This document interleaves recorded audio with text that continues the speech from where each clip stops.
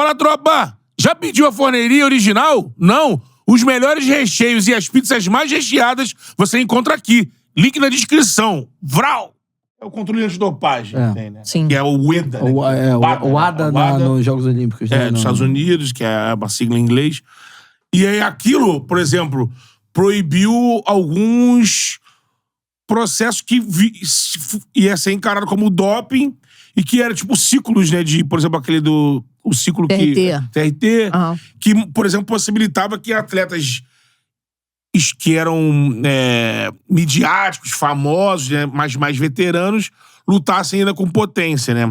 Porque faziam um ciclo e tudo mais. E aí depois para aguentar o treinamento, né, do MMA em alto rendimento. E quando isso foi proibido, você foi tendo uma saída, né, desses atletas, porque não tinha condição. E aí o Dana White sempre justificou que era uma ideia de limpar o esporte para ele ser olímpico, né? E acabou que a gente viu que passou e nem se fala do MMA. Apesar de eu achar o Dana White um bobão, um cara tem umas atitudes assim bem ele tem um idiotas. Estereótipo assim, meio do machão ali, né? Ele é... Enfim. Mas enfim, eu não sei se ele foi obrigado a entrar com a usada por conta da comissão atlética. Ah, tá.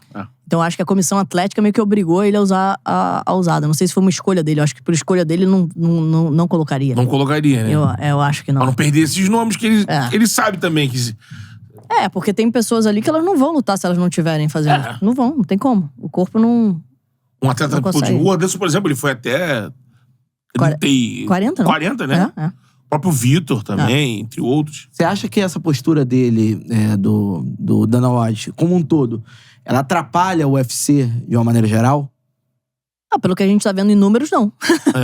Tipo assim, né? Acho que em números, não. Mas pelo que eu sei, assim, de bastidores, eu acho ele um cara, tipo, arrogante, né? Porque a gente vê no geral, mas assim, com vários atletas, né? Trata diminuindo os atletas, vários atletas que são deixados de lado, que não tem chance por um título e que poderia ter chance por um título. Então, assim, o que eu fez com o Jacaré, foi uma...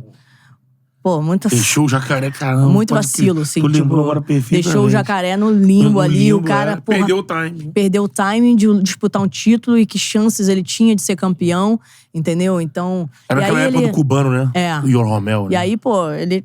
Enfim, tem atitudes que eu não considero legais, assim, porque ele bota pra baixo os atletas, né? Ele fala de uma maneira... ele bateu na mulher, deu um tapão no meio da cara da mulher. Tipo, tá tudo certo. Enfim, ele tem atitudes que eu não concordo, enfim. Ele acabou se dando muito bem. Mas ele, com esse trash talk, ele chama a mídia. Então, assim, pelos números, você vai falar assim, será que isso atrapalha o UFC? Não, pelos números, não, parece que não, né? É que a galera que não sabe da história, é bom, eu não vou lembrar aqui, se você lembrar, me ajuda, o nome do livro, mas é do Felipe Aui, eu acho que é o repórter. Ele tem um livro que conta a história toda desse MMA aí, do UFC, né?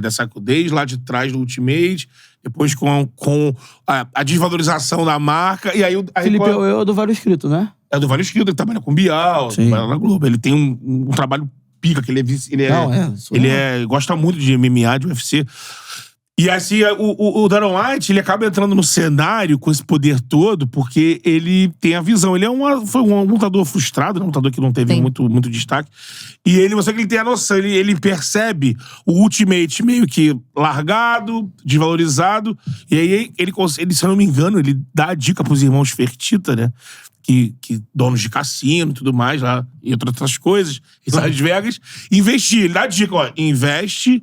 Na época, acho que, se não me engano, valiam $2 milhões a marca. Investe nisso aqui e vamos transformar isso num show e tudo mais. E aí os caras investem, dá no que dá, eles compram o Pride, vão comprar nas competições, criam a Zufa, né? Que é a organização. E aí, amigo, vira esse UFC mundial bombado. Os caras venderam pros chineses por, sei lá, 2, 3 bilhões de dólares. O cara comprou por 2 milhões e vendeu. Então, assim, o Dana White, ele fica nesse cenário com o poder, porque ele deu esse achado. Forma empresarial. E ele continua como o presidente. Os chineses compraram e ele continua de frente, né? Ele continua de frente como presidente. Aí ele comprou do meu tio, né? Do Rorion. Exatamente. Outro dia eu falei, poxa, eu podia ter ficado com 5% aí nas empresas. Tá montando a grana. Cara, assim, eu vendo, mas deixa 5% aqui. E isso, o Rorion lá, isso era nos anos 80, né? Foi 93 foi o primeiro UFC. Eu tenho uma lembrança do Rorion contando que ele foi procurado por pessoal de televisão, né? Lá em Los Angeles, pessoal do showbiz, né? O Rorion foi pros Estados Unidos, ele dava aula na garagem de casa. E aí, ao mesmo tempo, ele também fazia ponta em filmes de Hollywood. E aí, ele começou a conhecer o pessoal de Hollywood, chamou pra treinar jiu-jitsu. Aí, nisso, ele conseguiu organizar para que as pessoas investissem nessa ideia dele. E a ideia era botar um cage e tal, botar um jacaré lá de fora. Né? O cage rolava pra ninguém poder fugir. Ia ter tipo um lago, assim, com jacaré, pra dar uma noção, tipo quase que Mortal Kombat. Exatamente. Tipo assim, luta entre estilos e sem tempo. Dragão então, branco. Assim, a ideia foi maravilhosa, né? E ele, na verdade, replicou os desafios que tinham aqui no Brasil. E colocou lá pra fora, né? Nos anos 60, né? Numa organização mais, né?